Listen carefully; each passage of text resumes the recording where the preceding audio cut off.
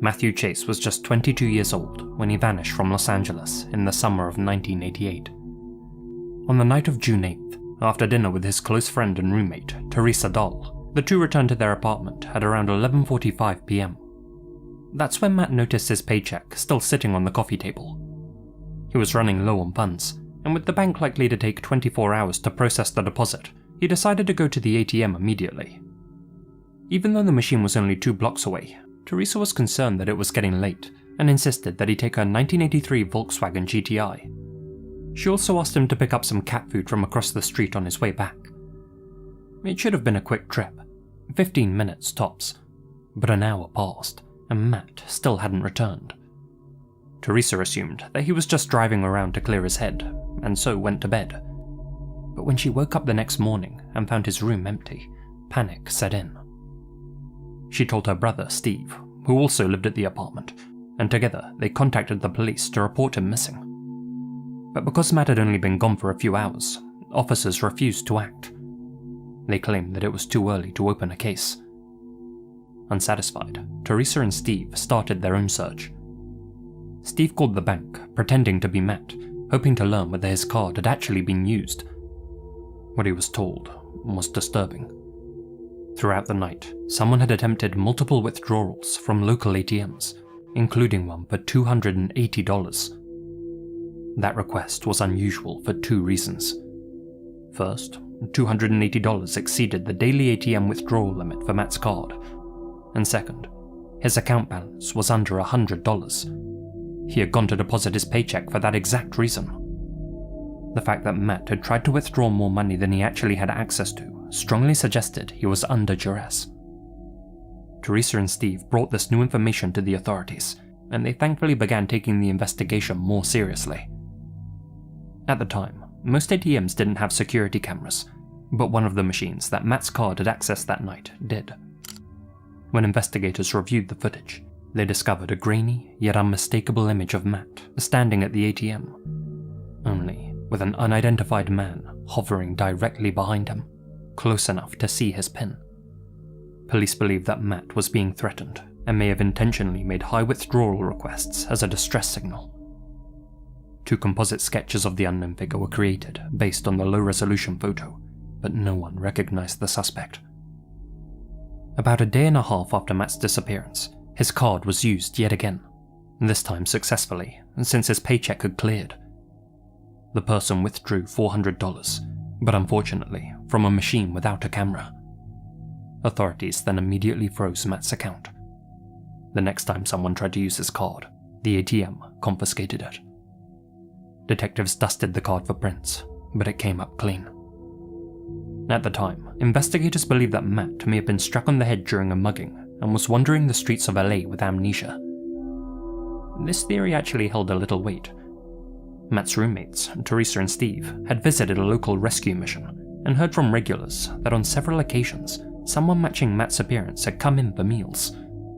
As such, both they and Matt's parents were convinced he was still alive. 3 weeks went by with no further developments. Then, on June 27th, Teresa's red VW turned up surprisingly close to the ATM where Matt had last been seen. Investigators concluded that the car had likely been dumped there days or even weeks after Matt's disappearance. Like the car had been wiped of fingerprint evidence, but there was one possible clue: a blue bandana on the back seat. On it were the letters ES, PBS, CLS. Police interpreted ES-PBS as referring to the Eastside Playboys, a known gang in the area. Still, no physical evidence or direct witness testimony tied any individual member to the crime, and again, the case went cold. 3 months after he disappeared, Matt's body was discovered in a dry ravine in Pasadena. He had been shot in the head. The autopsy suggested that he had died within days of his disappearance. The folks at the mission had been mistaken. With no suspect, no witnesses, and no viable forensic evidence, the case would remain unsolved for the next 30 years. Then, in 2018, LAPD detectives announced a breakthrough. They had identified Matt's killer, a man named David Bear Meza, a 20-year-old gang member from the Rampart area. Mesa's former girlfriend had come forward and identified him as the man in the ATM surveillance photo. According to investigators, that was enough to close the case. However, the timeline didn't entirely add up. Mesa had died in a drive-by shooting just 2 days after Matt's disappearance. As such, there's no way he could have worked alone. After all, someone dumped Teresa's car near the scene weeks later. After 3 decades of silence, the people who loved Matt finally had a name, if not a full explanation. What is clear is that a young man trying to cash a paycheck never made it home, and his friends, through sheer persistence, helped crack one of LA's most haunting cold cases.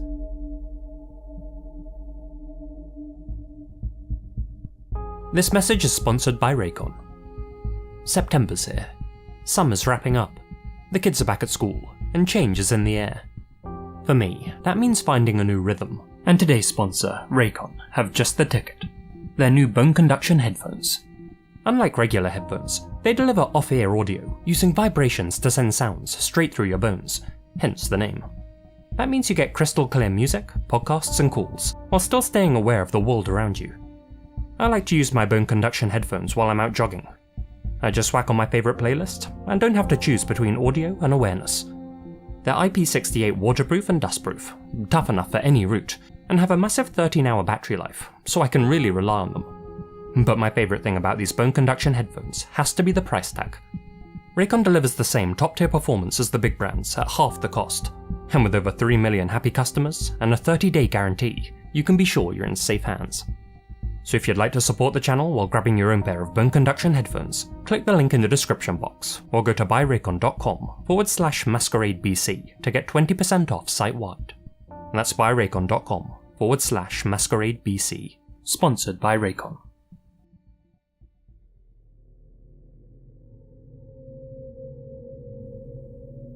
"61-year-olds Carol and James Reggie Sumner were quiet, generous, trusting people, though both in poor health. Reg was diabetic, and Carol was recovering from cancer. They had left behind their old life in South Carolina and settled in Jacksonville, hoping for peace in their later years. But in the summer of 2005, their kindness was betrayed in the worst way imaginable.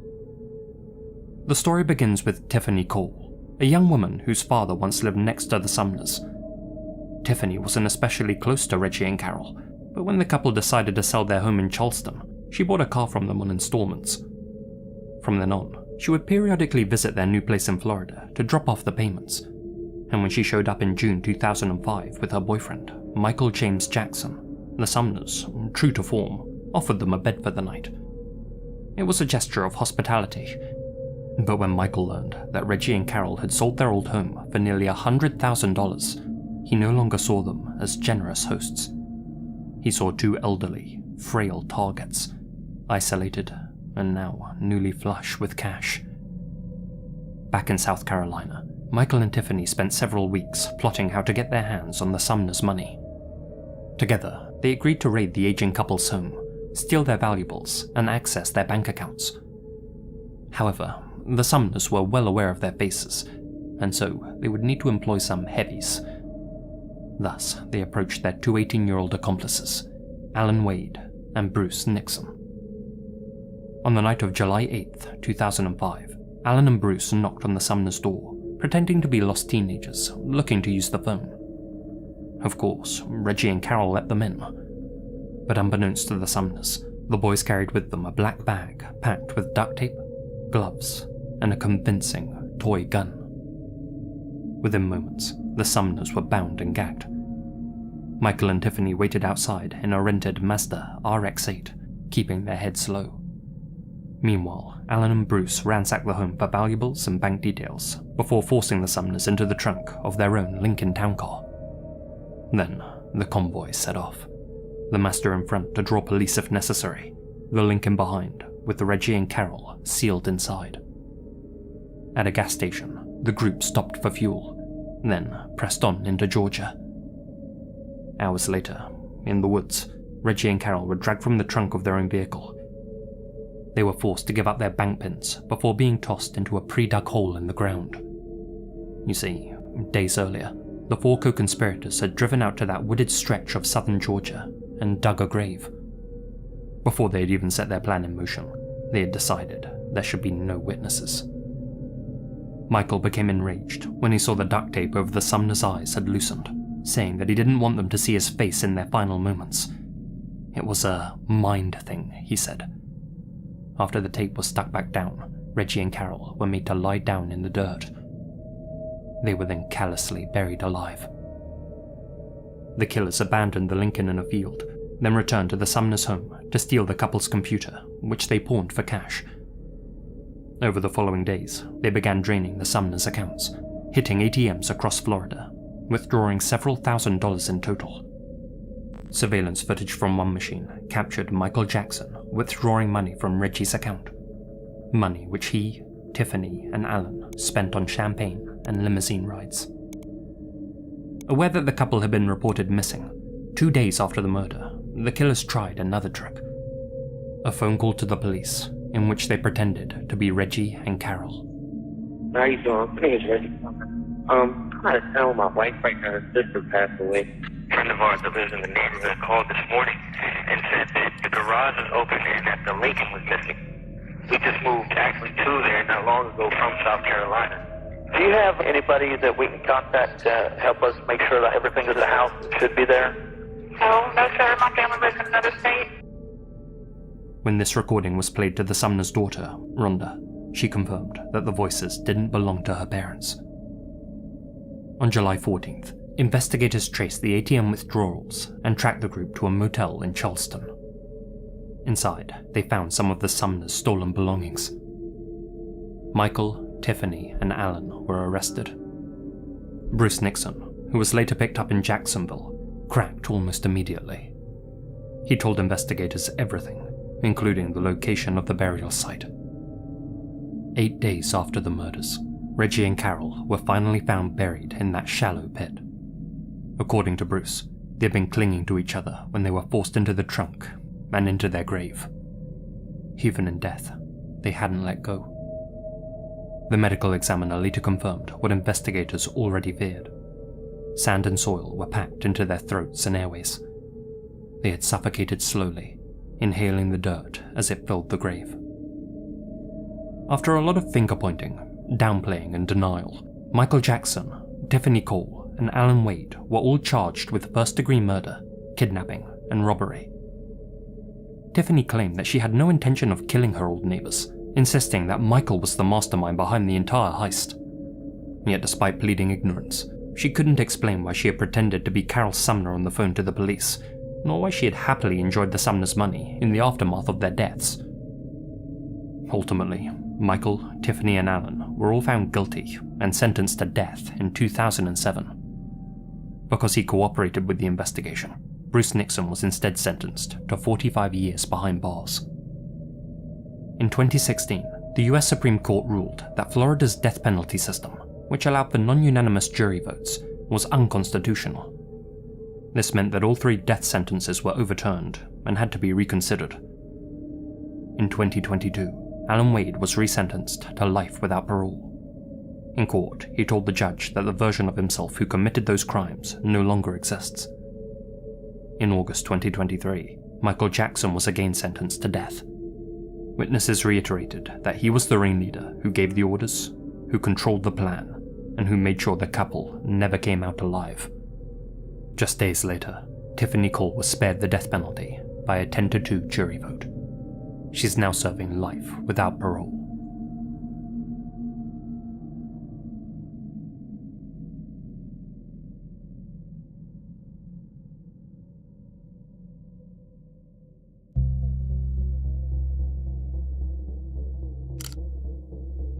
"81-year-old William Singer and his 64-year-old wife, Barbara, had built a quiet life together in Phoenix, Arizona over the years. Now enjoying retirement, William had once been a helicopter pilot in Chicago, training emergency responders, while Barbara had been a nurse, assisting countless members of her community. Friends and neighbors described them as gentle, helpful, the kind of people who lived simply and kept to themselves, the kind of couple who were still very much in love. By the summer of 2014, their health was failing, but they still lived independently in their modest home near 35th Avenue and Bell Road. They had no enemies to speak of, no debts, nothing to suggest they were in imminent danger. But on the night of June 28, 2014, something unusual happened. Security cameras outside a Wells Fargo ATM captured both William and Barbara making cash withdrawals just before 10:30 p.m. It was a sweltering evening, and the time of night made the transaction stand out. The couple rarely left their home after dark, and even more strange was the fact that they withdrew money separately, one after the other. Detectives would later say that the ATM footage didn't look right. William especially appeared anxious, as if someone might be directing him just out of frame. They now believe the couple may have been under duress, forced to take out cash before returning home. 4 days later, on July 2nd, police carried out a welfare check after neighbors noticed that the Singer house had gone quiet. What they found inside was gruesome. Both William and Barbara had been murdered. William was discovered slumped in a chair, Barbara in another room, indicating that they had been separated before being killed. There were clear signs of a violent struggle, and as one detective put it, the pair hadn't been killed cleanly. They had been slaughtered. Yet there were no broken windows, no splintered door frames, no sign of a forced entry at all. Whoever took their lives either followed them back home after watching the couple make their withdrawals, or, more likely, rode back with them and forced his way inside. The ATM surveillance footage became a central clue in this case. It offered a narrow window into what may have been the start of the crime, and it remains one of the only pieces of physical evidence. Detectives believe that the killer, or killers, were nearby that night, waiting, directing, and perhaps threatening the Singers just outside the camera's view. Neighbors later recalled seeing suspicious people in the area around the time of the murders. Men posing as utility workers, strangers lingering on the street. Police even released sketches of 2 unidentified men spotted near the house, but none of the tips brought a breakthrough. Their son, William Jr., has spent years urging anyone with information to come forward. He described his parents as ordinary, loving people who should have been able to live out their final years in peace. Instead, their home became the scene of a brutal and unexplained double homicide.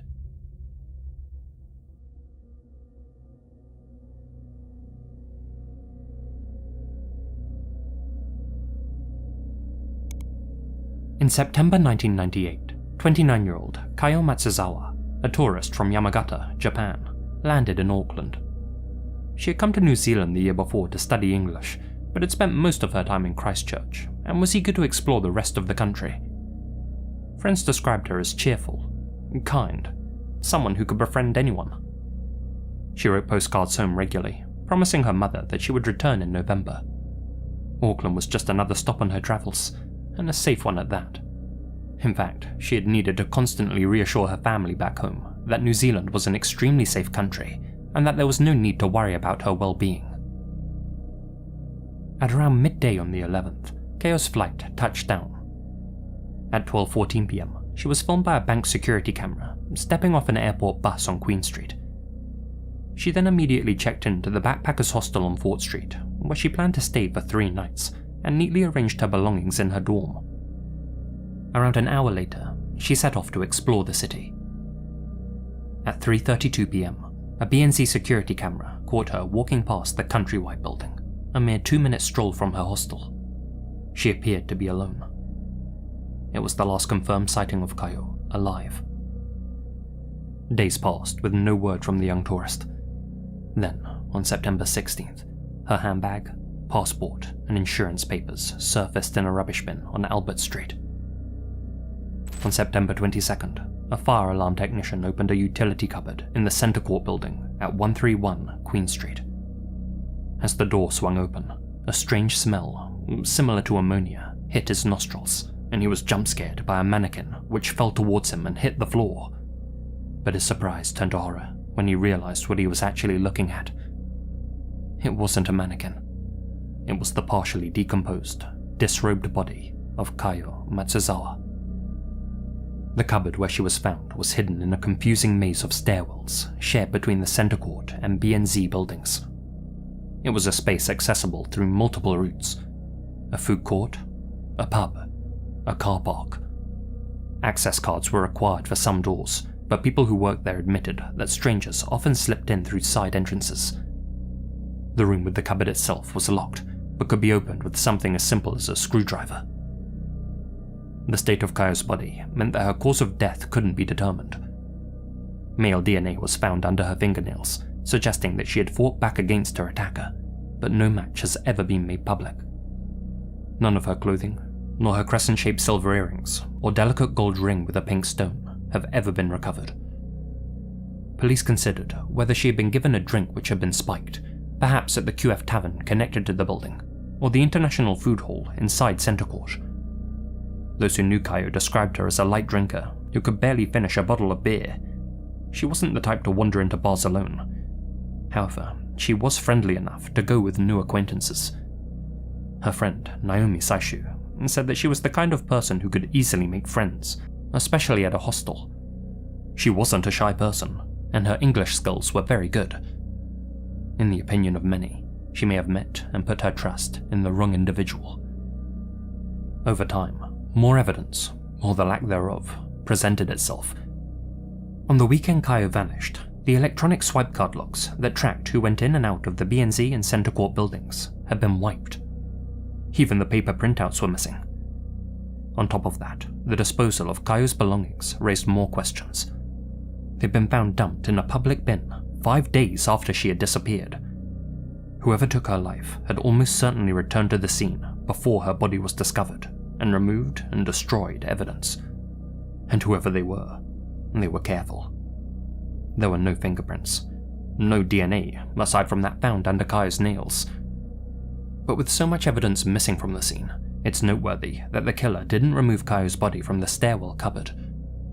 Given that a car park was directly attached to the building, that points to someone without access to a vehicle, perhaps another tourist. Over the years, several people of interest were identified and eliminated. A fire alarm technician, a man connected to a language school in the building, even a British naval trainer later convicted of murder in the UK.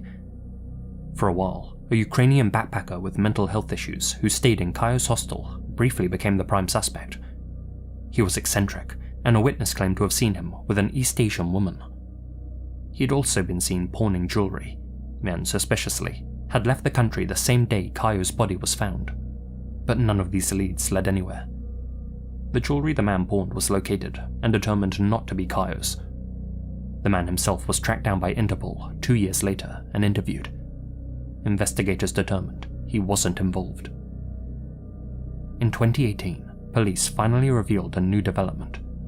A suspect who had used their bank card at the B&Z building's ATM the very same afternoon Kayo disappeared. That puts him in the immediate vicinity of the crime at the precise time it happened. They've yet to release the ATM surveillance images to the public and haven't said who this man might be or why he's considered such a strong suspect. All they've said is that he's a promising match. What is clear is that Kayo's final moments led her less than 2 minutes away from her hostel, past the Center Court building and into a trap just steps from one of the busiest streets in New Zealand's biggest city. Whoever the culprit was, the authorities believe it wasn't his first rodeo, and that Kayo may have encountered a serial killer that fateful afternoon. According to lead investigator Scott Beard, "We believe it was someone who was quite confident, got enough to talk to a Japanese tourist. Somebody who was charming, who somehow gave her the confidence to speak to them, and maybe even go with them." For Kayo's family, the pain has never healed. Her mother described her as kind, friendly, someone who made everyone around her happy. She had promised to return home in November. Instead, her life was cut short just hours after arriving in Auckland, and the person who killed her is still out there.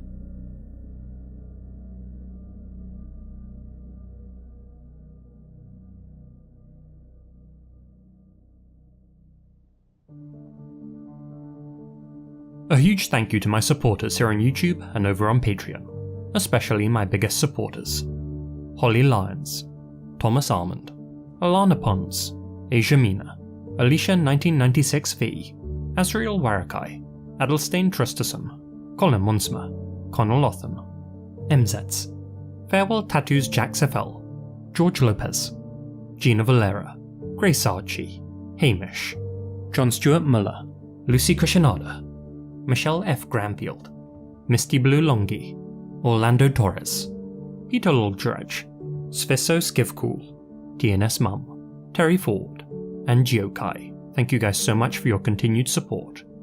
Remember to hit that like button, and I'll see you all again very soon.